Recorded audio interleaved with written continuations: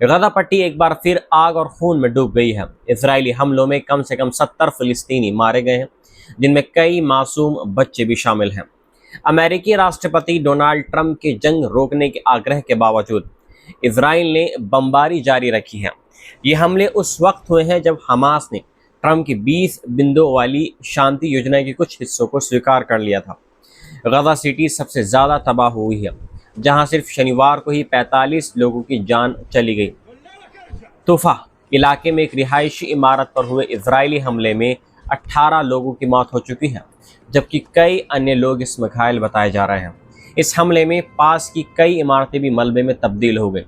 गजा की civil defence agency के मुताबिक मारे गए लोगों में 7 बच्चे भी शामिल हैं, जिनकी उम्र 2 महीने से 8 साल तक बताई जा रही है। इजरायली फौज ने अल मवासी इलाके पर भी हमला किया है, जिससे वे खुद सेफ जोन यानी सुरक्षित जोन कहलाता था। लेकिन कुछ हफ्तों से यह इलाका भी लगातार निशाने पर है। शनिवार के हमले में 2 बच्चे मारे गए हैं और 8 से ज़्यादा लोग घायल हो गए हैं। गजा के अस्पताल अब मरीजों को संभालने में बिल्कुल हेल्पलेस हो गए हैं। ईंधन की भारी कमी और मेडिकल स्टाफ की थकान ने स्वास्थ्य व्यवस्था को लगभग बेकार कर दिया है।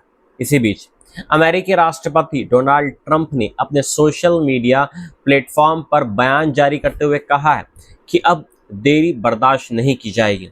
उन्होंने हमास से कहा है कि अगर बंधकों की रिहाई और समझौते की प्रक्रिया पूरी नहीं की तो सब कुछ दांव पर लग जाएगा। ट्रंप ने दावा किया कि इजराइल एक शुरुआती वापसी रेखा पर तैयार हो गया है और जैसे ही हमास इसकी पुष्टि करेगा तुरंत फायरबंदी लागू हो जाएगी। इसके साथ ही बंधकों की रिहाई और कैदियों के अदला बदली की प्रक्रिया शुरू हो चुकी है। ट्रंप की 20 पॉइंट्स वाली योजना में गजा से इजराइल की आंशिक वापसी, सभी इजरायली बंदियों की रिहाई और बदले में लगभग 2000 फिलिस्तीनी कैदियों की रिहाई शामिल है।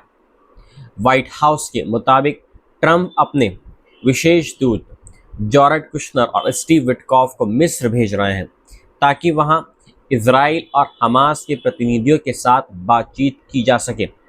मिस्र ने भी पुष्टि की है कि सोमवार को दोनों पार्टियों की बैठक काहिरा में होगी। इजरायली प्रधानमंत्री बेंजामिन नेतन्याहू ने यरूशलेम से बयान जारी करते हुए कहा है कि ट्रंप की योजना के तहत बंधकों की रिहाई सुनिश्चित की जाएगी और हमास को निशस्त्र करना भी इस प्रक्रिया का एक अहम हिस्सा होगा। नेतन्याहू ने चेतावनी दी कि अगर ये काम ट्रंप की योजना से नहीं हो पाया तो इजराइल सैन्य कार्रवाई के जरिए इसे पूरा करेगा। दूसरी तरफ हमास ने इजराइल के दावों को झूठा करार दिया है। उसने कहा है कि नेतन्याहू की बातों का कोई भरोसा नहीं है क्योंकि इजराइल अब भी गजा में बमबारी कर रहा है। हमास ने अरब और इस्लामिक देशों से अपील की है कि वे तुरंत कदम उठाएं और फिलिस्तीनी जो लोग हैं उनकी मदद करें। कतर यूनिवर्सिटी के प्रोफेसर अदनान हैजने का कहना है कि हमास किसी गारंटी के बिना बंधकों को रिहा नहीं करेगा। वह चाहता है कि ट्रंप की पूरी योजना पर अमल हो और गजा की भविष्य की शासन व्यवस्था पूरी तरीके से साफ हो। उन्होंने साफ कहा है कि ट्रंप की योजना हमास के लिए लगभग आत्मसमर्पण जैसी है, इसलिए वे अपने सबसे अहम पत्ते यानी बंधकों को आखिरी वक्त तक अपने पास रखेगा। कई अरब देशों ने भी ट्रंप से अपनी चिंताएं जताई हैं। उनका कहना है कि इस योजना में गजा की राजनीतिक और सुरक्षा व्यवस्था पर कोई स्पष्ट जवाब नहीं है, लेकिन ट्रंप प्रशासन का कहना है कि शांति समझौता डर से नहीं बल्कि साहसिक फैसलों से बनेगा। वास्तविकता यह है कि गजा में अब भी बम गिर रहे हैं, घर उजड़ रहे हैं और बच्चों की लाशें मलबों से निकल रही हैं।